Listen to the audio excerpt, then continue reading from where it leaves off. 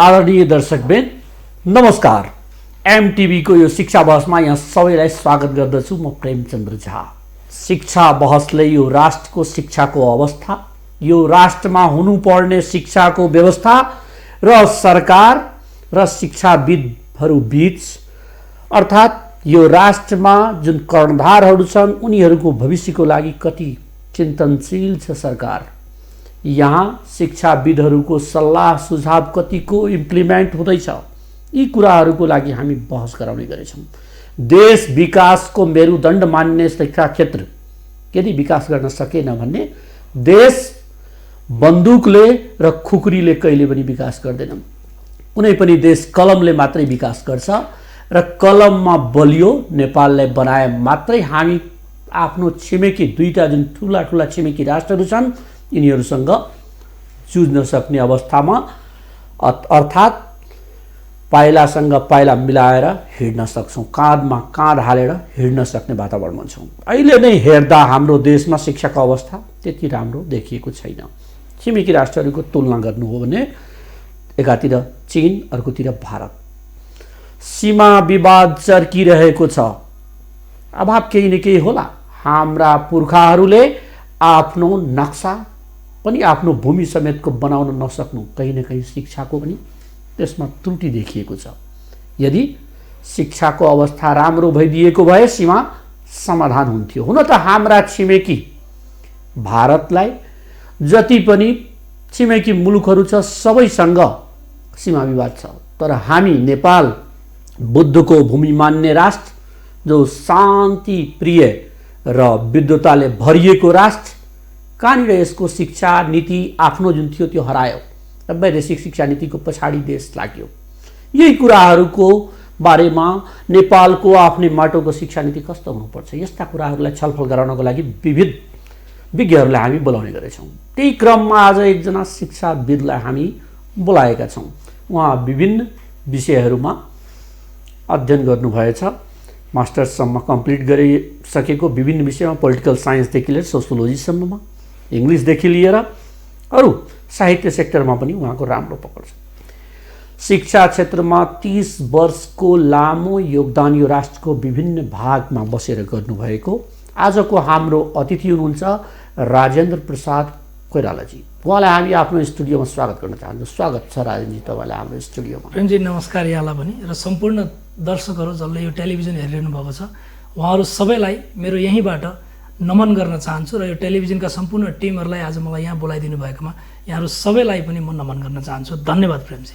कस्तो चल्दैछ अहिले शिक्षा क्षेत्रलाई, के हेर्नुहुन्छ अहिलेको वर्तमान अवस्थामा र योभन्दा कोरोना कालभन्दा पहिलेको अवस्था? मैले भन्न खोजेको नेपाल कोरोना कालभन्दा पहिलाको अवस्थामा चाहिँ एउटा स्मुथली चलिरहेको थियो स्कुल कलेजहरूका कक्षाहरू। त्यसपछि तपाईँलाई अचानक चाहिँ तपाईँलाई 12 गतेदेखि एक्जाम हुने थियो एससीको, त्यसपछि 11 गते 6 गतेदेखि एससी एक्जाम होइन, त्यसपछि तपाईँलाई वैशाख 6 गतेदेखि, त्यसपछि तपाईँलाई बिचैमा हाम्रो चाहिँ के भयो भने होइन चैत्र 12 गतेदेखि चाहिँ एससीको एक्जाम हुनेवाला थियो। त्यसपछि हामीलाई 2 दिन अगाडि नै तपाईँलाई 10 गते 11 गतेदेखि चाहिँ के भयो भने हाम्रोमा यहाँ चाहिँ लकडाउन सुरु भयो। उतापट्टि 12 को एक्जाम हुनेवाला थियो वैशाखदेखि होइन, त्यो पनि हाम्रो चाहिँ स्थगन भएको अवस्था छ। त्यसले गर्दाखेरि त्योभन्दा अगाडिको अवस्था हेर्दाखेरि पहिलाको तुलनामा राजजी यतातिरको कुरा हामी कोरोना काल पछिको कुरा हामी एक कालखण्ड पछि गरौँला, केही बेर पछि गरौँला। तर पहिले मैले प्रवेश गर्न खोजेँ नेपालको जुन विगतको शिक्षाको प्रणाली थियो, शिक्षा दिने या लिने प्रणाली जुन थियो त्यो कतिको सन्तोषप्रद यहाँको नजरमा? यस्तो छ सर, हाम्रो चाहिँ कस्तो हो भने नेपालको एजुकेसन सेक्टरमा जहिले पनि तपाईँलाई बाह्य दाताहरूको जहिले पनि यहाँनिर चाहिँ एक किसिमको चाहिँ प्रेसर हुने भयो। त्यसले गर्दाखेरि के भयो भने उनीहरूले चाहेका चिजहरू अनुसार हामीले चाहिँ त्यस्तै किसिमको करिकुलम र सिलेबस बनाउनु पर्ने बाध्यताहरू भयो। र यद्यपि पहिलाको तुलनामा विभिन्न जुन प्राइभेट सेक्टर्सहरू जब चाहिँ शिक्षा क्षेत्रमा आए विकास नभएको होइन। पहिलाको स्थिति हेर्दाखेरि 46 साल पछिका जति पनि चाहिँ तपाईँलाई यो प्रजातन्त्रको पुनर्स्थापना पछिको कालमा जस्तै प्राइभेट एजुकेसनदेखि लिएर तपाईँलाई प्राइभेट सेक्टरले गरेको भूमिका चाहिँ वास्तवमा अतुलनीय नै छ र त्यसको बावजुद पनि हाम्रो जुन राज्यले विभिन्न प्लान र पोलिसिजहरू बनाउँदै पनि के भइरहेको छ भने सामुदायिक विद्यालय अथवा सरकारी विद्यालयहरूको गुणस्तर चाहिँ अहिलेसम्म पनि तपाईँलाई त्यस्तो खालको चाहिँ एकदम मुक्त कण्ठले प्रशंसा गर्न लायकको चाहिँ देखिँदैन। त्यसका विभिन्न कारणहरू छन्। त्यसमा चाहिँ अब राजनीतिक कारण होला, त्यसमा चाहिँ तपाईँलाई हाम्रो चाहिँ के छ भने ट्रेडिसनल एजुकेसनलाई फलो गर्ने हाम्रो जुन एउटा ट्रेन्ड छ त्यसले गर्दा पनि होला र त्यसको साथसाथै तपाईँलाई के छ भनेदेखि विभिन्न समयमा र कालमा हाम्रो देशमा तपाईँ हेर्नुहोस् जहिले पनि प्रायःसो आन्दोलन क्रान्ति विद्यार्थीहरू जहिले पनि तपाईँलाई भय र त्रासको वातावरण त तपाईँलाई 46-47 सालपछिको परिवर्तनपछि केही चिज यसो अलिकति टेकिँदै थियो। त्यसपछि फेरि माओवादी आन्दोलन सुरु भयो, 10 वर्ष त्यसले चलायो। त्यसपछि विभिन्न मधेस आन्दोलन, जनजातीय आन्दोलन, अस्थिर सरकार चिजले गर्दाखेरि अस्थिरता, परिवर्तनशील राष्ट्रको राजनीतिक अवस्था त्यसले गर्दाखेरि के भयो तपाईँलाई भन्नुहुन्छ भने अब लाखौँ विद्यार्थीहरूको चाहिँ बाहिर जाने ट्रेन्डहरू बढ्यो। हाम्रो देशको शिक्षा हामी लिन सक्दैनौँ, यहाँबाट हामी केही गर्न सक्दैनौँ भन्ने किसिमको बहाना एउटा चाहिँ ठुलो युवा पङ्क्तिमा अहिले पनि तपाईँले चाहिँ डेटाहरू हेरिरहनु भएको होला। 70,000 1 लाख विद्यार्थीहरू प्रत्येक वर्ष यहाँबाट बाहिर जान्छन्। हुने खाने वर्गले नेपालमा पढाउनु भन्दा अरू राष्ट्रमा आफ्नो छोराछोरीलाई पठाएर राम्रो शिक्षा प्राप्त गर्छ भन्ने मान्यता त्यो स्थापित भयो। त्यो चाहिँ एउटा चाहिँ ब्रेन ड्रेनको एउटा ठुलो परिचक्र चाहिँ यहाँ सुरु भएको हुनाले गर्दाखेरि पनि के हो भने अरू मुलुकहरूमा चाहिँ के हुन्छ भने तपाईँलाई शिक्षक भनेको चाहिँ it is taken as a very respected profession. तर हाम्रोमा चाहिँ के भयो भने जब कतै जागिर पाइँदैन, जब कुनै चिज असफल हुन्छ अनि पेसाहरू गर्न सकिँदैन, वेस्टेज प्रोफेसन अनि लास्टमा चाहिँ हामी के गर्छौँ भने शिक्षण पेसामा जान्छौँ। त्यसले गर्दाखेरि राज्यले त्यो शिक्षण पेसालाई अलिकति ग्लेमरस बनाउन पनि नसकेको हो।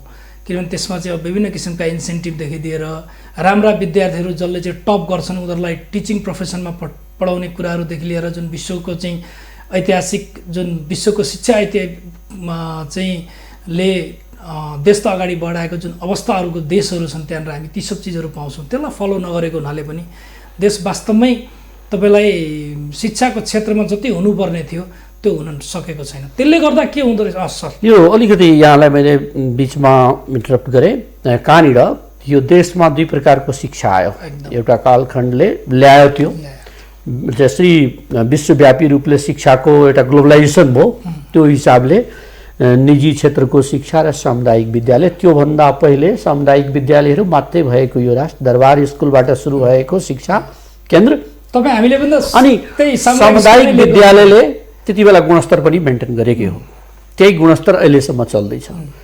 यो निजी क्षेत्रको आगमनपछि सामुदायिक विद्यालयको गुणस्तर सिद्धिएको हो या सामुदायिक विद्यालयको गुणस्तर सिद्धिन लागेको बेलामा निजी क्षेत्र यहाँ फर्स्ट आएको, के भन्नुहुन्छ? यस्तो छ प्रेम सर, यो चाहिँ के हो तपाईँलाई भन्नुहुन्छ भने निजी जब चाहिँ 46 सालपछि जब चाहिँ तपाईँलाई लिबरलाइजेसन र प्राइभेटाइजेसनलाई इन्ट्री गराइसकेपछि चाहिँ तपाईँलाई यस्तो किसिमको विकृति आउँछ भनेर मलाई लाग्छ राज्य सत्ताका जुन स्टेक होल्डर्सहरूले सोचेको पनि थिएनन् होला।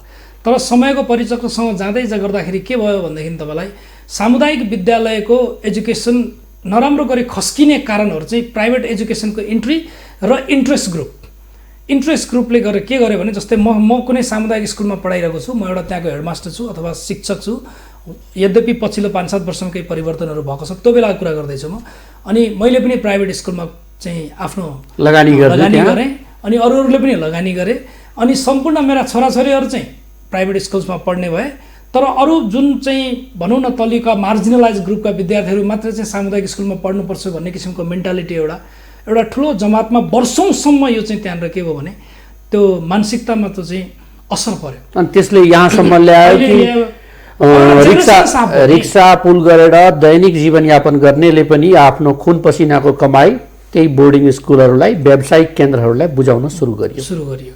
त्यसले गर्दाखेरि यसमा चाहिँ अब राज्यकै कमजोरी भन्नुपर्छ। राज्यले एउटा जुन प्लान र पोलिसी एउटा स्ट्राटेजिकल्ली यसले चाहिँ इम्प्लिमेन्ट गर्न सकेन।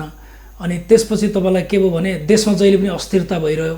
अस्थिरता भइसकेपछि पनि के हुन्छ, जस्तै म 1 वर्षको लागि मन्त्री भएँ, मैले जति सक्दो मैले आफ्नो मान्छेलाई मात्रै प्रायोरिटी दिने भएँ। जति सक्दो प्राइभेट कलेजेसहरूलाई कसरी हुन्छ आफूले कुम्ल्याएर चाहिँ उनीहरूलाई चाहिँ तपाईँलाई राजनीतिको केन्द्रबिन्दु निर्माण हो त्यो शिक्षा क्षेत्र शिक्षा क्षेत्र अनि त्यसको शिकार शिक्षा क्षेत्र अनि यो भन्नुहोस् न 46 सालदेखिको तपाईँलाई परिवर्तन भन्नु 47 सालदेखि इम्प्लिमेन्टेसन भएको कुरा तपाईँलाई आज तपाईँलाई 77 साल भयो अलमोस्ट तपाईँलाई 30 वर्ष भयो एउटा जेनेरेसनको पुरै मान्छे 30 वर्षको भइसक्यो भनेपछि त्यो देशको त्यो राष्ट्रको विकासका कुरा प्रगतिका कुरा जहाँ चाहिँ लाखौँ विद्यार्थीहरू चाहिँ यहाँबाट चाहिँ विदेश गएर उनीहरू उहीँ इस्टाब्लिस भएका छन् यो बिचमा यो 30 इयर्सको बिचमा कोही डिबी हेरेर गए होलान् कोही चाहिँ तपाईँलाई विदेशमा शिक्षा प्राप्त गर्नको गए होलान् उहाँको प्रविधिसँग चाहिँ तपाईँलाई उनीहरू विज्ञ हुनको लागि उनीहरू गए होलान् जब उनीहरूले देखे त्यहाँ बसे उनीहरूले पढे उनीहरूको सुरुमा मेन्टालिटी थियो फर्किने मेन्टालिटी थियो तर जब देखे देशमा जहिले पनि अस्थिरता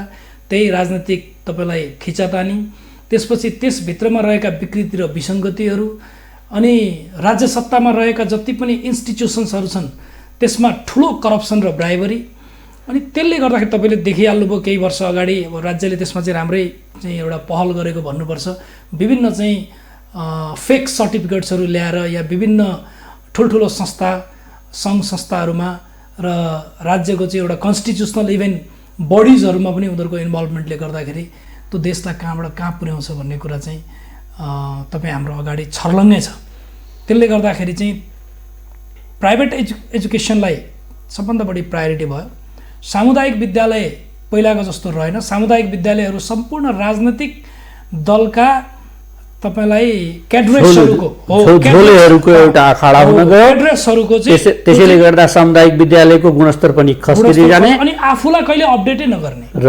यतातिर निजी विद्यालयहरूको पनि पकड यसमा कहीँ न कहीँ विदेशतिर निजी विद्यालय पनि यहाँ जति पैसालाई रोक्नु पर्थ्यो विदेश जानबाट शिक्षा ग्रहण गर्न शिक्षाको लागि जुन विदेश जाने एउटा ठुलो हामी भन्छौँ अस्ट्रेलिया धेरै समृद्ध राष्ट्र छ तर हाम्रै पैसाले समृद्ध भए जस्तो लाग्छ हाम्रो देशको किसानको सरलाई अलिकति मैले रोकेँ उत्पादन कुरामा जस्तै विश्वमा सबैभन्दा बढी अमेरिका र अस्ट्रेलियामा चाइनिज विद्यार्थीहरूबाट चाहिँ सबैभन्दा ठुलो उनीहरूको अर्निङ सोर्स हुँदो रहेछ त्यसपछि इन्डियाको विद्यार्थीहरू उनीहरूको मैले खालि जानकारीको लागि मात्रै यो कुराहरू गरेको त्यसकारण उनीहरूको जुन राष्ट्रलाई उनीहरूले जुन विकास गरे अनि उनीहरूले विश्वमा चाहिँ विश्व भूमण्डलमा चाहिँ उनीहरूले जुन आफ्नो एजुकेसनको क्वालिटीलाई उनीहरूले स्थापित गरे त्यसपछि त त्यहाँ बनिगयो नि त्यहाँ यो अलिकति यसमा मैले पौराणिक कालदेखिको कुरा जोड्न चाहेँ पौराणिक कालमा भगवान शिव यही हिमालमा तपस्या गर्थे र त्यहीँनिर शिक्षा लिनको लागि यही हिमाली मुलुकमा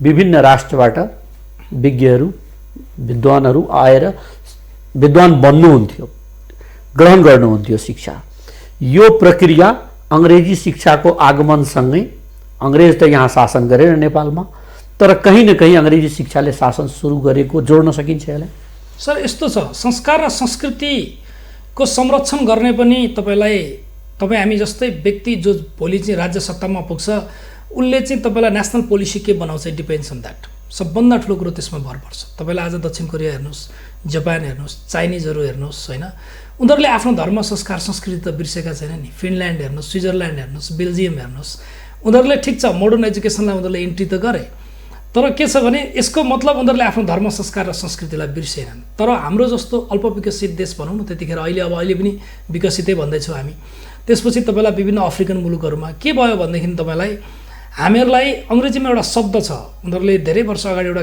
चाहिँ त्यो किताब लेखिएको थियो ओरिएन्टलिजम भनेर ओरिएन्टलिजम भनेको के भने थर्ड कन्ट्रीको मान्छेहरू भनेको तिमीहरू चाहिँ खतमै होस् लेबर क्लासको होस् तिमीहरूले अरू केही गर्न सक्दैनस् तिमीहरूले हामी क्लासिफिकेसन इन्टरनेसनली भइहाल्यो त्यो राष्ट्रहरूको एकदम ठुलो तपाईँलाई त्यहाँनिर चाहिँ अमेरिकाको मान्छे भन्ने बित्तिकै सबै विद्वान होला जस्तै लाग्ने किनकि युनिभर्सिटीमा पढ्ने पर्सेन्टेजको हिसाबले हाम्रो देशमा बढी छ त्यहाँ युनिभर्सिटीसम्म पुग्दैन उनीहरूले ब्रेन ड्रेन गराए हामीहरू कहाँ हाम्रै ब्रेनलाई हायर गरेर अहिले इन्टेल कम्पनीदेखि लिएर विभिन्न कम्पनीहरू चलाउन विज्ञहरू नेपालको गुगलमै 65% पिपल त्यहाँको चाहिँ जुन जति पनि त्यो टेक्निसियन्स हुन्छ they are from either from India or from the rest of other countries त्यस्तो छ त्यहाँनिर यो मैले अलिकति रोकेँ हजुरलाई मैले त्यहाँ अलिकति मैले उल्लेख गर्न के चाहेँ भनेदेखि तपाईँलाई इङ्ग्लिसको कुरा अघि गर्नुभयो नि तपाईँले के हुन्छ भने तपाईँलाई अब यो भाषा हिजो अस्तिको जस्तो हामीहरूले सोच राख्नु हुँदैन यो भाषा अब अङ्ग्रेजको मात्रै रहेन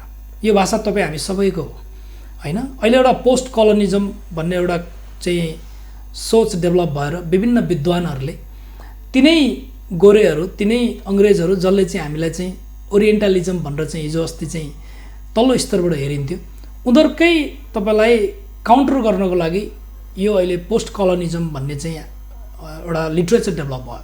त्यसमा विभिन्न विद्वानहरू हुनुहुन्छ। उहाँहरू विद्वानहरूले जस्तै उनीहरूलाई हामीले अब चाहिँ काउन्टर गर्नको लागि हामीले उनीहरूकै भाषालाई चाहिँ राम्रो बनाएर उनीहरूलाई नै काउन्टर गर्नुपर्छ। त्यसैमा इम्प्रुभ गरेर ठिक छ। यो त हाम्रो जेनरल कुराहरू जो राष्ट्रसँग शिक्षा क्षेत्रमा रहेका समस्याहरू छन् त्योसँग हामीले कुरा।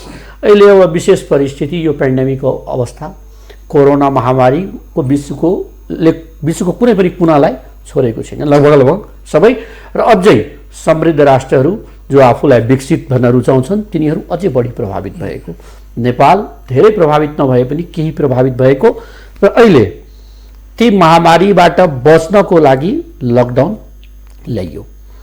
यो लकडाउन समयमा ल्याइयो या असमयमा ल्याइयो त्यो एउटा जिज्ञासाको विषय हो। त्यस्तै गरेर लकडाउनसँग जोडिएका यो शिक्षा क्षेत्र सबभन्दा बढी लथालिङ्ग भएको मानिन्छ। बालबालिकाहरू घरमा कैदीको जीवन बिताउन बाध्य भएका छन्। टेक्नोलोजी यहाँ छैन। त्यो के लाग्छ यसले कस्तो कस्तो समस्याहरू शिक्षा क्षेत्रमा? म सरलाई सानो निवेदन के गरौँ भने यो समस्या अहिले हामी यहाँ अत्तालिनुपर्ने अवस्था के पनि छैन। त्यसलाई हामीले के गर्न सक्नुपर्ने जस्तै हामीसँग जुन सोसियल मिडियाहरूदेखि लिएर शिक्षा क्षेत्रमा लागेका विभिन्न व्यक्तिहरूदेखि लिएर जस्तै हामीले के बुझ्नु पर्यो भनेदेखि जस्तै दक्षिण कोरियामा पनि त समस्या आयो नि त, चाइनामा पनि त समस्या आयो नि त। 72 दिन त्यहाँ पनि बन्द भयो। अमेरिकाको हालत त्यस्तै छ। त्यहाँको बच्चाबुच्चीहरूले पनि एजुकेसन प्राप्त गर्नको लागि फिजिकल एजुकेसन जति तपाईँलाई अनलाइन एजुकेसन इफेक्टिभ हुँदैन भन्ने कुरा धेरैतिरबाट थाहा भइसकेको छ। यस बेलामा जस्तै हामी अहिले अत्तालिरहेको छौँ क्या। विभिन्न पत्र पत्रिकाहरू म पढ्छु। जस्तै हाम्रो जेनरली तपाईँलाई नयाँ सेसन सुरु हुने वैशाखमा हो स्कुलको 10 सम्मको, 11 र 12 को साउनमा सुरु गर्ने हो। हेर्नुहोस् है त अब जब तपाईँलाई आधारभूतदेखि 12 सम्म चाहिँ हामीले स्कुल एजुकेसन लिइसकेका छौँ भने हामीले यो वैशाखमै चाहिँ हामीले चाहिँ सुरु गर्नुपर्छ भनेर अत्तालिनुपर्ने कारण के छ र? छैन नि त के पनि। हो यो बिचमा हामी गर्न के सक्छौँ भने अभिभावकहरूलाई हामीले एजुकेट बनाउनु पर्यो। उनीहरूलाई त्यहाँको यही बेला हो त्यो बच्चाहरूलाई चाहिँ हामीले गीताको चिजहरू बताउने, महाभारतका चिजहरू बताउने, रामायणका चिजहरू बताउने, संस्कारको बारेमा बताउने, संस्कृतिको बारेमा बताउने, घरमा उनीहरूलाई चाहिँ ल आज तिमीले चाहिँ तरकारी पकाएर आज खुवाऊ भन्ने, उनीहरूलाई त्यो चिज सिकाउने, गार्डनमा बगैँचामा लिएर जाने, उनीहरूलाई गोडमेल गर्न सिकाउने। त्यसपछि उनीहरूलाई चाहिँ त्यहाँनिर अब जस्तै बिहान उठ्ने बित्तिकै उनीहरूलाई यो चिज तिम्रो काम, यो चिज तिम्रो काम, अनि त्यसलाई उनीहरूलाई कसरी क्रिएटिभ बनाउने भन्दा ल तिमीले यति काम अथवा बाबु तैँले यो काम गरिस् भने तँलाई मैले ल यो 200 रुपियाँ तेरो लागि मैले दिएँ। उनीहरूलाई कसरी मोटिभेट गर्न सकिन्छ होइन। अनलाइनको शिक्षा जुन छ त्यसको बारेमा अहिले फेरि यहाँले क्वेसन सोध्नु होला, म त्यसमा आउँला फेरि। र यो जुन व्यवहारिक शिक्षाहरू यदि हामीले बच्चाहरूलाई यो पिरियडमा हामीले सिकायौँ, हाम्रो धर्म, हाम्रो संस्कार, हाम्रो संस्कृति, कतिजना विद्यार्थीहरू अहिलेको त कस्तो जेनेरेसन पैदा भयो के अरे उत्पन्न भएछ हेर्नुहोस्। कर्ण भनेको को थाहा छैन भन्छ क्या, अर्जुन भनेको को मलाई थाहा छैन भनेर भन्छन्। यस्तो खालको जेनेरेसन पछिल्लो चरणमा डेभलप भयो। टाई लाउन त जाने उनीहरूले तर नमस्कार गर्न जानेनन् क्या। समस्या त्यहाँ भयो क्या। अनि तपाईँलाई अङ्ग्रेजी बोल्न त जाने उनीहरूले तर आफ्नो धर्म संस्कारका कुराहरू चाहिँ उनीहरूले बिर्सिए। अलिकति मैले यसमा के थप्नु जान्न चाहेको विशेष त्यसमा अलिकति भ्याकम कहीँ मलाई लाग्यो कि तपाईँले बडा राम्रो भन्नुभयो सैद्धान्तिक कुरा कि त्यसलाई अब हामी आफ्नो संस्कृतिसँग जोड्ने अवसरको रूपमा यसलाई सदुपयोग गर्न सक्छौँ। तर हाम्रो जुन शिक्षा पद्धति छ जस्तै यहाँले विगतमा भन्नुभयो यो विदेशबाट आयातित शिक्षालाई हामी जस्ताको त्यस्तै दिए रोट लर्निङ टिचर केन्द्रित शिक्षा प्रणाली नेपालमा चल्दै थियो अहिलेसम्म। कक्षा कोठामा शिक्षकले दिएको गृह कार्य मात्रै विद्यार्थीले गर्ने र ढुक्क हुने यो एउटा यो भनौँ अभिप्राय नै सिस्टम नै नेपालमा डेभलप भइहाल्यो। यो निजी शिक्षाको विकाससँगै यो कुरा विकास भयो। साउथ एसियामा सबैतिर त्यही नै छ। अहिले सामुदायिक विद्यालयमा अहिले पनि केही विद्यार्थीले जे गर्छ आफ्नै तवरले गरेको हुन्छ, त्यो गृह कार्यहरूको त्यति चाप छैन। निजी विद्यालयका विद्यार्थीहरूलाई त अलि अप्ठ्यारो हो नि, अब गृह कार्यको कुनै चाप नभएको अनि उसलाई आफ्नो सांस्कृतिक शिक्षाको कुरा गर्नुभयो कतिको सहज कति छ त्यो कुरा? गाह्रो छ सर, गाह्रो छ। यसमा उहाँ अभिभावकहरूले बहुत ठुलो भूमिका खेल्नुपर्छ। सरले एकदम सही कुरा गर्नुभयो। जस्तै सिम्पल एउटा साधारण उदाहरण हेर्नुहोस् है। हाम्रो संस्कार संस्कृतिले हामीलाई के भन्छ भने बिहान चाँडो उठ्नुपर्छ, घाम लाग्नुभन्दा अगाडि। सिम्पल कुरा मैले भने त्यसको तपाईँलाई धेरै फाइदाहरू छन्। पढ्ने कुरादेखि याद गर्नेदेखि कुरादेखि मान्छेलाई क्रिएटिभ बनाउनुदेखि इमेजिनेटिभ बनाउनुदेखि प्रोडक्टिभ बनाउनुदेखि त्यसका धेरै फाइदाहरू छन् बिहान उठ्दाखेरि। अब जुन बच्चा त प्राइभेट स्कुलमा पढ्ने कतिवटा बच्चाहरूको बानी के हुन्छ भने 10 बजीसम्म सुत्दिने छुट्टी हुँदाखेरि 11 बजीसम्म सुत्दिने। उनीहरूको त्यो बानीलाई परिवर्तन गर्नको लागि त बुवा आमाले पनि त भूमिका खेल्नु पऱ्यो नि।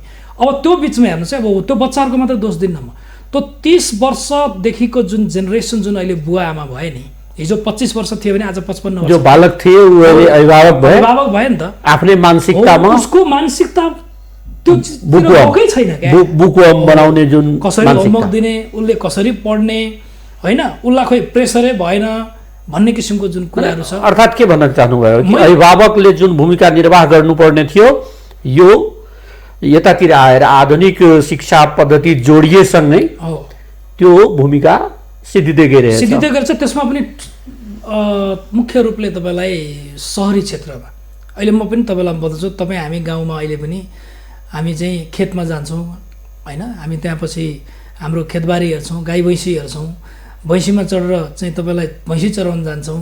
अब अहिले पनि तपाईँ हेर्नुहोस् गाउँका विद्यार्थीहरूमा जुन मेच्युरिटी छ, जुन परिपक्वता छ, कम उमेरमा उनीहरूले जुन प्राप्त गरेको परिपक्वता छ, सहरका विद्यार्थीहरूमा त्यो परिपक्वता छैन। त्यो साह्रै दुःख लाग्दो कुरा छ र त्यो डेन्जर कुरा छ। त्यसले गर्दाखेरि पनि के हुन्छ भने अहिले राज्यले नै तपाईँलाई के गरिरहेको छ भने दुईवटा तपाईँलाई क्लास जन्मिरहेको छ। हेर्नु न, अब ह्याप्स र ह्याभ नट्सको एउटा चाहिँ सुविधा प्राप्त, एउटा चाहिँ सुविधाबाट वञ्चित। अनि यसले के गर्छ भने यस्तो खालको समाज सोशल कम्प्लेक्सन जुन क्रिएट हुन्छ नि, यसले जहिले पनि राज्यलाई the state is always vulnerable to conflict भन्छ क्या अङ्ग्रेजीमा। यस्तो बेलामा जहिले पनि राज्य चाहिँ कुनै बेला पनि द्वन्द्व हुने चाहिँ एउटा भोलाटाइल ठाउँ हुन्छ क्या त्यस्तो बेलामा। त्यसकारण नेपालको पनि इतिहास तपाईँ हेर्दै जानुहोस् न, यहाँ चाहिँ जस्तै भनौँ न 46 सालदेखिका 7 सालदेखिका नेताहरू अहिलेसम्म चाहिँ उनीहरू चाहिँ के छ भने राज्य सत्तामा हालिमुहाली गरिरहेका छन् होइन। अनि उनीहरूले चाहिँ यो बिचमा के गरे त ल हेर्नुहोस् त, अहिले तपाईँलाई कोरोनाको समयमा त्यो शुक्रराज हस्पिटल एउटा रहेछ, राष्ट्रिय एउटा चाहिँ नेसनल लेभलको चाहिँ एउटा भनौँ न एपिडेमोलोजीदेखि लिएर यो भाइरोलोजी चेक गर्ने हस्पिटल त्यही एउटा रहेछ नि त। यो बिचमा 46 सालदेखि अहिलेसम्म भनेपछि त्यही राजाले बनाइदिएको बाहेक त केही पनि रहन्छ। के गरे त यिनीहरूले, के हेरेर बसे यिनीहरूले? जेलमा बसेको भन्छन्, यति वर्ष जेलमा बसेको, उति वर्ष जेलमा बसेको। ए भाइ जेलमा बस्दाखेरि त उनीहरूलाई पनि त पीडा भएको थियो होला नि त, खोइ त कहाँ गयो ती चिजहरू?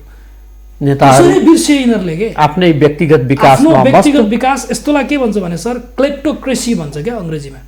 जस्तै क्लेप्टोक्रेसी भनेको चाहिँ के भने the government of corrupt people होइन। अनि उनीहरूले आफू करप्ट भएर स्रोत र साधनलाई चाहिँ आफ्नो बसमा गरेर आफ्नो बेनिफिट मात्रै हेर्ने त्यस्तो किसिमको शासन पद्धति हाम्रो देशमा भयो क्या। त्यसमा परिवर्तनै आएन। त्यसले गर्दाखेरि कस्तो हुन्छ, जस्तै तपाईँसँग अहिले मेरो चाहिँ अफबिटमा कुरा हुँदाखेरि हामीले पनि त सर हिजो सरकारी स्कुलै पढेको हो नि त, हो कि भन्नु न।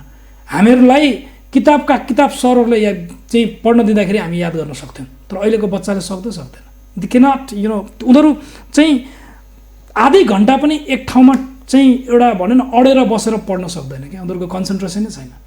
अनि अलिकति मैले यतातिर ल्याउन खोजेँ, कोरोना काल र लकडाउन यो अवधि जुन 70 दिन यसले बन्द भइसक्यो र अझै पनि अनिश्चितता छ कति दिनसम्म बन्द हुन सक्छ। स्कुल कलेजको त गाह्रै छ सर। अनि स्कुल कलेज अब असोजभन्दा पहिले खुल्ने अवस्था देखिन्न बाहिर।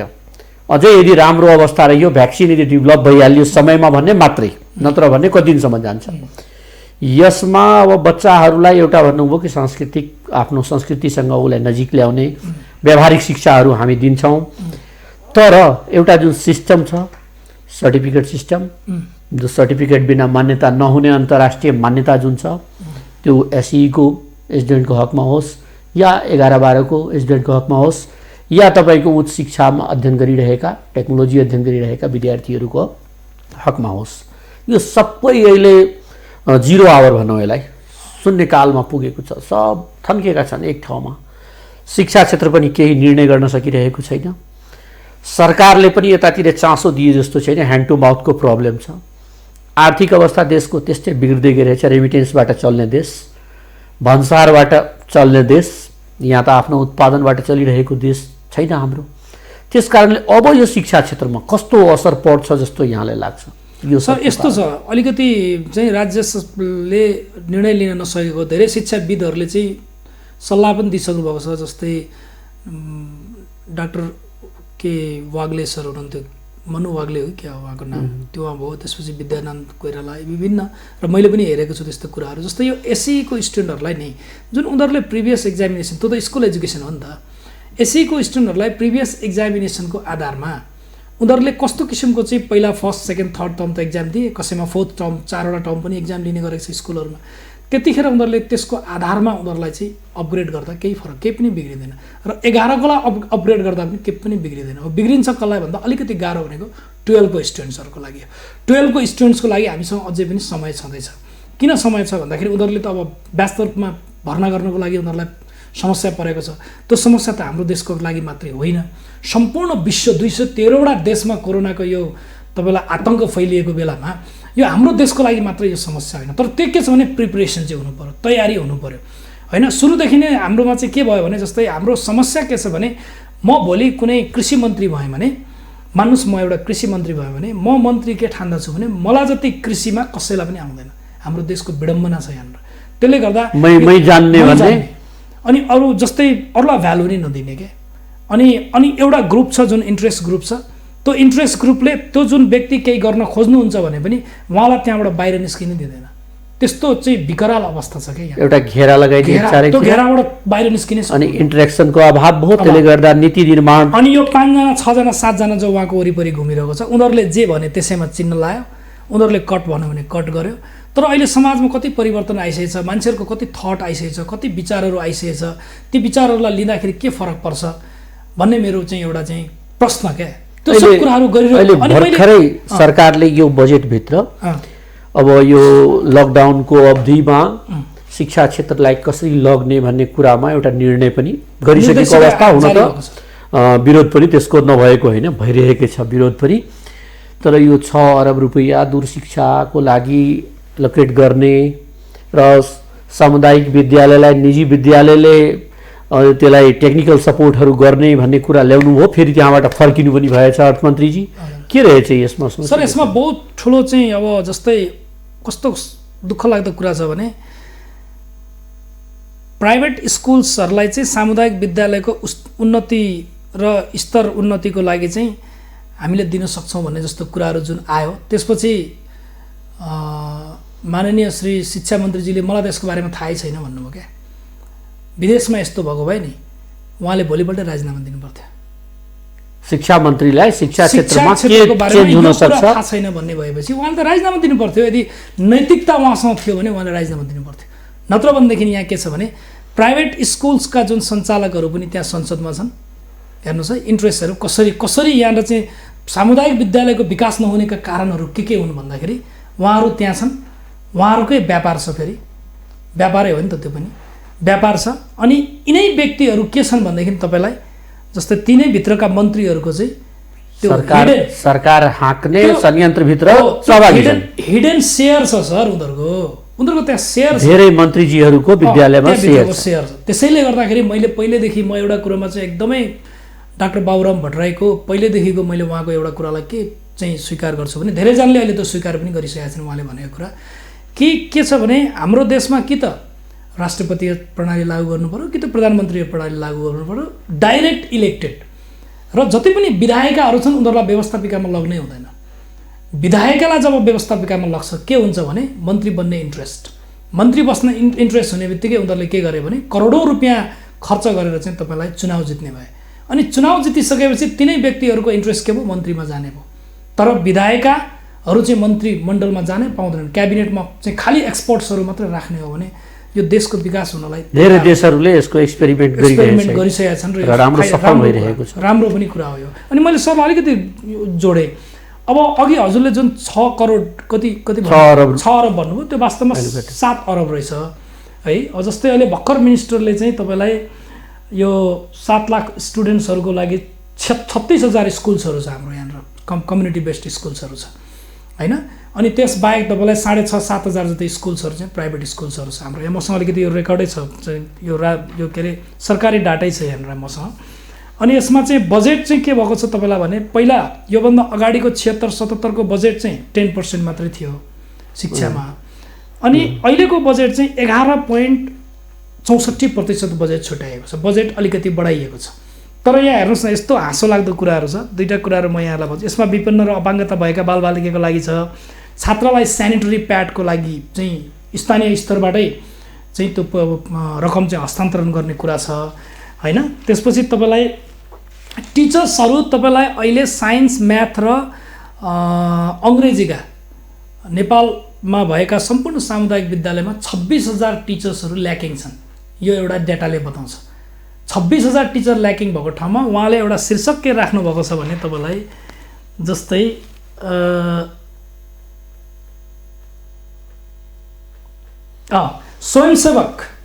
स्वयंसेवक शिक्षक 6,000 जनालाई इन्ट्री गराउने है, 6,000 जनालाई त्यहाँनिर। र उनीहरूको लागि अब त्यो जुन कति छ 2 अरब 23 करोड रुपियाँ त्यसमा चाहिँ इन्भेस्टमेन्ट गर्ने उहाँहरूको जुन सोच छ, त्यो भनेको के हो भन्नु त? राजनीतिक कार्यकर्तालाई व्यवस्थित गर्ने होइन। अनि तिनै कार्यकर्ताहरू आज जुन चाहिँ तपाईँलाई टेम्पोररी जबमा उनीहरू गएका हुन्छन्, भोलि पर्सि माइतीघर मण्डलमा निस्केर उनीहरूले विरोध गर्ने, राज्यलाई चल्न नदिने, अनि त्यसपछि पङ्गु बनाउने। ए बाबा, शिक्षा आयोग छैन सर? छ नि त, शिक्षक आयोग छ नि त। त्यहाँ इक्जाम लिने डाइरेक्ट चाहिँ तपाईँलाई 3 किसिमको 4 किसिमको कसरी हुन्छ जाँच इक्जाम लिएर उनीहरूलाई चाहिँ जहाँ चाहिँ कमी छ सबै ठाउँमा ती टिचर्सहरूलाई त्यहाँनिर गरे हुँदैन। हेर्नुहोस् न, राज्यको यो सरकारको नियत सफा छैन। यस्तो दुःख लाग्दो कुरा छ है। र दूर शिक्षाको बारेमा ल्याएछ, यो कति प्रभावकारी होला नेपाल जस्तो राष्ट्रको लागि? सर यस्तो छ, हेर्नुहोस्, यिनीहरूले 7 अरब रुपियाँ यिनीहरूले छुट्याएको छ 7 लाख स्टुडेन्ट्सहरूको 36,000 स्कुल्सहरूको लागि। त्यसमध्येमा तपाईँलाई चाहिँ अहिले पनि, यो त मैले स्कुलको कुरा मात्रै गरेँ, टोटल विद्यार्थीहरू अहिले बाधामा परेको भनेको 90 लाख। त्यसमा 50 लाख विद्यार्थीहरू युनिभर्सिटीको स्टुडेन्ट्सहरू जुन छ तिनीहरूले पनि शिक्षा प्राप्त गर्न पाएका छैनन्। यो मैले स्कुलको कुरा गर्दैछु। तर एनटिसी रिपोर्ट्सले के भन्छ भने तपाईँलाई, हाम्रो यो नेपाल टेलिकम्युनिकेसन अथोरिटीको रिपोर्टले के भन्छ भने 72% नेपालका जनताहरूमा चाहिँ तपाईँलाई इन्टरनेटको एक्सेस पुगिसकेको छ। तर दुःखको कुरा के छ भने त्यो फेरि मोबाइल डाटाबाट मात्रै हो। 17% हरूसँग मात्रै तपाईँलाई चाहिँ ब्रोडब्यान्डको कनेक्टिभिटी छ। जम्मा 17 आउट अफ 72%, 17%मा मात्रै ब्रोडब्यान्ड कनेक्टिभिटी छ। मोबाइल डाटाबाट पढाएर कतिको तपाईँलाई त्यो दिगो हुन्छ, त्यो कति महँगो पर्छ। र टेलिभिजनको कुरा गर्नुभयो तपाईँले, रेडियोको कुरा गर्नु हो, यो गर्ने भएदेखि फेरि एउटा काम के गर्नुपर्छ भने, जस्तै मैले यहाँबाट क्लास लिइरहेको छु, अनलाइन क्लास लिइरहेको छु भने टेलिभिजन, रेडियो, सोसियल मिडियादेखि लिएर सम्पूर्ण अनलाइन क्लासेसहरू एकैचोटि चाहिँ डिसेमिनेट हुनु पर्यो 77 जिल्लामा, सबै ठाउँमा, अथवा स्थानीय तहले नै त्यो व्यवस्थापन गर्नु पर्यो एकैचोटि। नत्र भने विद्यार्थी त्योबाट त वञ्चित हुन्छ। तर एउटा कुरो के छ भनेदेखि तपाईँलाई यो अप्ठ्यारो अवस्था आएको, जटिल अवस्था आएकोले हामीलाई चाहिँ के छ भने डिफिकल्टिज अलवेज क्रिएट अपर्च्युनिटिज भन्छ नि। अप्ठ्याराहरूले चाहिँ अवसरहरू पनि तपाईँलाई क्रिएट गरिरहेको हुन्छ। यसले हामीलाई मन्थन र चिन्तन गर्ने समय चाहिँ धेरै दिएको छ। यसले हामीलाई अब चाहिँ हामी क्रिएटिभ हुनुपर्छ। अब हामीले चाहिँ टेक्नोलोजी फ्रेन्डली एजुकेसनलाई चाहिँ हामीले अप्लाई गरेनौँ भने हामी विश्वको एउटा विश्वको शिक्षा नीतिमा अथवा शिक्षाको जुन पोलिसीहरू छ र विश्वमा चाहिँ जुन किसिमको शिक्षा चलेको छ त्यसबाट हाम्रो नेपाली दाजुभाइ दिदीबहिनीहरू चाहिँ वञ्चित हुन्छन् भन्ने कुरालाई चाहिँ यो रियलाइज गर्नु पर्यो। तपाईँले जुन भन्नुभयो दूर शिक्षाको कुराहरू गर्नुभयो, यसैबाट गर्ने त हो नि। तर हेर्नुहोस् है मेन्टालिटी तपाईँलाई, जस्तै अहिले हामीले क्लास चलायौँ, खोल्ने कुनै पनि वातावरण बनेको छैन। एउटा घरमा म शिक्षक भएँ, मेरो 4वटा छोराछोरी छ, मान्नुहोस् मेरो केटाकेटी 2 जना छन् अथवा 3 जना छन् अथवा जतिजना छन्। अब मैले तलब पाएको छैन, मेरो स्कुल कलेज खुलेको छैन, मेरो स्कुल कलेजले मलाई चाहिँ तपाईँलाई टाइममा स्यालेरी दिएको छैन। ल है तपाईँलाई अब 4 महिनाको तलब हामी दिन सक्दैनौँ भनेको छ। अब त्यो अभाव, त्यो चाहिँ तपाईँलाई मनोवैज्ञानिक समस्याको बेलामा हाम्रो बच्चालाई हामीले ती दूर शिक्षाहरूबाट चाहिँ उनीहरूले केही प्राप्त गर्छन् भन्ने कुरा चाहिँ मलाई चाहिँ यो चाहिँ मिराज के भन्छ त्यो के अरे परबाट चाहिँ बालोमा पानी देखे जस्तै लाग्छ क्या मलाई। यो अरू केही पनि लाग्दैन, यसले यो हुँदैन। तर एउटा कुरो फेरि के छ भने यो it won't like last for a long time. यस्तै अवस्था त सधैँ रहिरहँदैन। तर के छ भने केही बाधा त पर्छ नि, संसारमा जब क्यालेमिटिज हुन्छ र संसारमा यहीतिर हामी आए एकातिर विद्यार्थीहरूको शिक्षाको समस्या छ भने अर्को निजी शिक्षा क्षेत्रले पनि ठुलो एउटा यो राष्ट्रमा जुन बेरोजगारीको समस्या छ त्यसलाई समाधान गरेको थियो कहीँ न कहीँ शिक्षकहरूलाई एकदम एड्रेस गरेको थियो कमाएर खाने ठाउँ बनाइदिएको थियो अब यो लकडाउनले गर्दा एकातिर अभिभावकहरूलाई आश्वासन सरकारले बाँटिरहेछ तपाईँहरूले यो बन्दको अवधिभरिको शुल्क तिर्नु पर्दैन अर्कोतिर यही असाढ 1 गतेदेखि अनलाइन शिक्षाहरू सञ्चालन गर्नको लागि दबाब पनि आइरहेको छ र अर्कोतिरबाट फेरि शिक्षकहरू तेस्रो पक्ष जुन शिक्षक छन् शिक्षकहरूबाट पनि अब हामीले यो लकडाउनको अवधिको तलब नपाएपछि हामी कसरी यो व्यवसायलाई कन्टिन्यू गर्न सक्छौँ या पेसालाई कन्टिन्यू गर्न सक्छौँ भन्ने कुराहरू आइरहेछ कस्तो छ यसलाई कसरी समाधान सब त्यही त मैले भने नि सरलाई जस्तै राज्यले जुन गाइडलाइन हिजो अस्ति भर्खर निकाल्यो नि असार 1 गतेको लागि पछि यही दिन भनेको छैन उनीहरूले त्यसपछि गर्ने भन्ने कुराहरू सल्लाहहरू भइरहेको छ यसमा टिचर्स जुन छ शिक्षकहरू जुन हुनुहुन्छ नि शिक्षकहरूलाई उहाँहरूले ग्यारेन्टी के गर्ने कसरी गर्ने ती प्राइभेट स्कुलमा पढाएको प्राइभेट चाहिँ कलेजेसहरूमा पढाएको टिचर्सहरूको जुन स्यालेरीको कुरादेखि लिएर उनीहरूको सुविधाको कुराहरूदेखि ल उनीहरूले पढाउलान् रे होइन तर त्यो के गरी त्यो चिजलाई चाहिँ उनीहरूले मेन्टेन गर्ने हो यो कुराको चाहिँ वास्तवमा एकदम ठुलो अप्ठ्यारो छ हेर्नुहोस् यो भोलि पर्सि यसले चाहिँ सोसियो इकोनोमिक प्रब्लम ल्याउँछ देशमा फेरि यसले चाहिँ के गर्छ भने इट विल क्रिएट कन्फ्लिक्ट यसले फेरि द्वन्द्व निम्त्याउँछ किनभनेदेखि जब भोको पेटले कसैको भाषण सुन्दैन क्या सर हङ्ग्री बेलिज नो बौद्धिक श्रमिकहरू जब आन्दोलनमा लाग्छन् सत्ताहरू परिवर्तन गरेको उदाहरणहरू छ एकदम हल्लिनै पर्छ हल्लिन्छ नि सर त्यो त त्यसले गर्दाखेरि यो अहिले के छ भने समस्या छ देश गरिब छ देश चाहिँ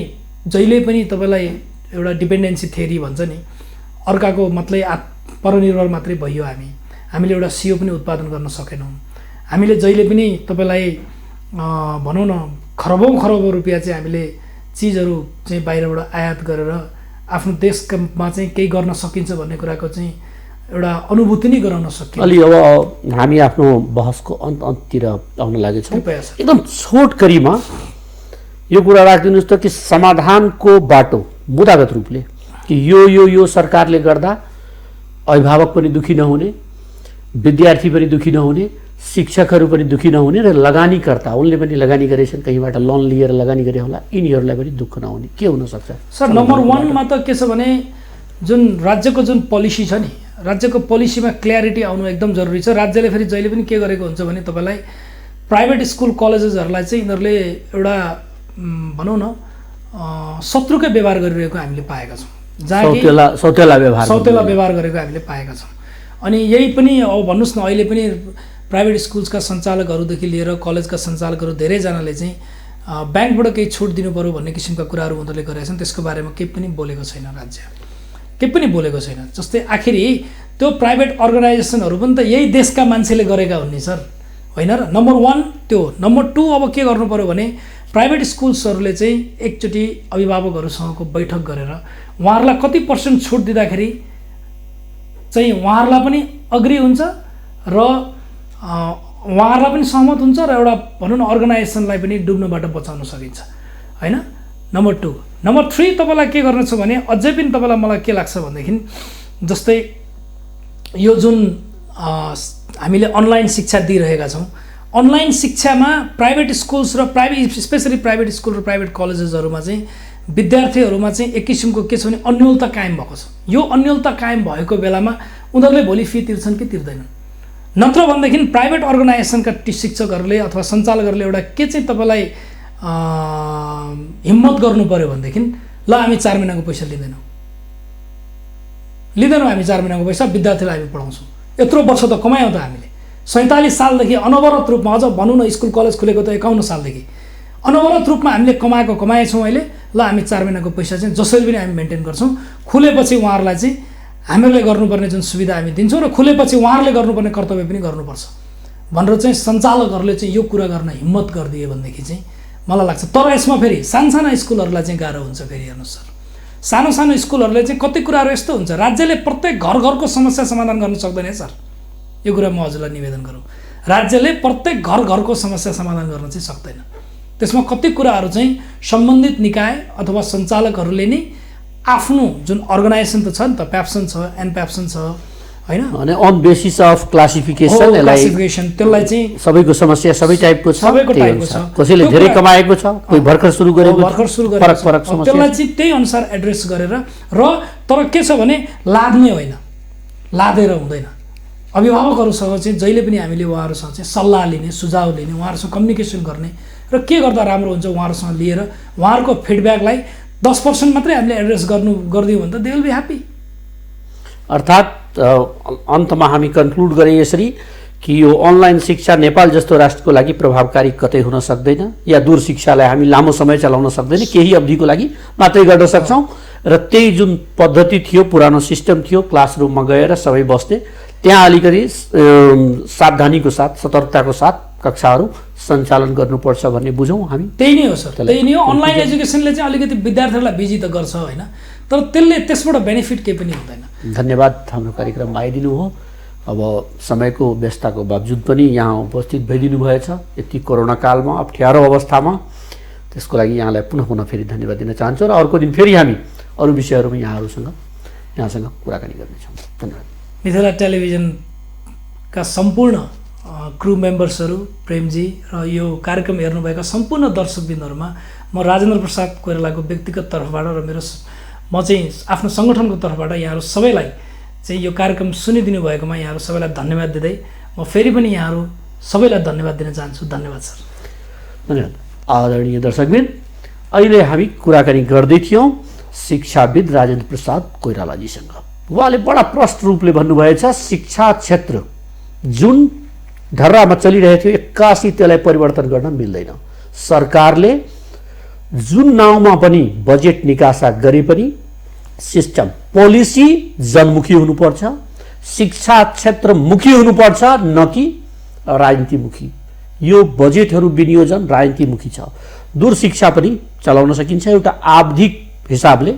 लकडाउनलाई धेरै लम्ब्याएर बालबालिकाको भविष्यसँग खेल्न मिल्दैन। हामी अरू राष्ट्रहरूको जुन हेरिरहेछौँ त्यही आधारमा धेरै राष्ट्रहरूले आफ्नो विद्यालयहरूलाई सुचारू गरिसकेको छ। बालबालिकाको भविष्यसँग धेरै दिन खेलवाड गर्न मिल्दैन भनेर त्यहाँ एउटा सतर्कता अपनाएर अब सोसल डिस्टेन्सिङ होस्, हामी एक्जामहरूमा जो मेन्टेन गरेकै हुन्छौँ त्यस्तै गरेर अरू पनि सेनिटाइजरको प्रयोग होस्। बच्चाले स्कुल बस्दा लग्न सक्छ, बच्चाले टिफिन बक्स लग्न सक्छ भने सेनिटाइजर पनि बोक्न सक्छ हाम्रो राष्ट्रको बच्चाहरू, बालबालिकाहरू, र उनीहरूको भविष्य पनि उज्जवल।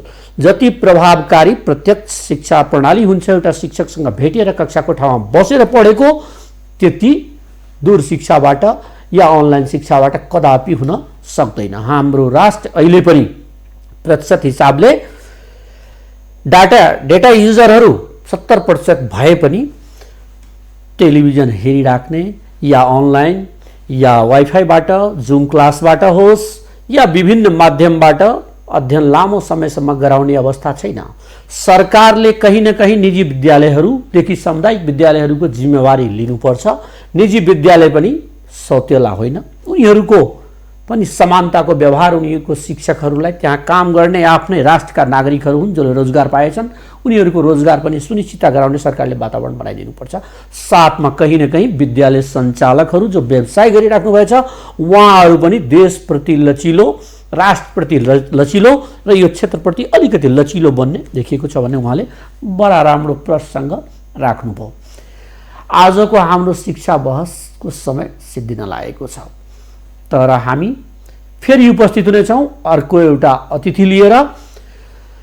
अहिलेको लागि म गए पनि एमटिभी हेर्दै गर्नुहोला। मेरो अहिले समय सिद्धिएको छ।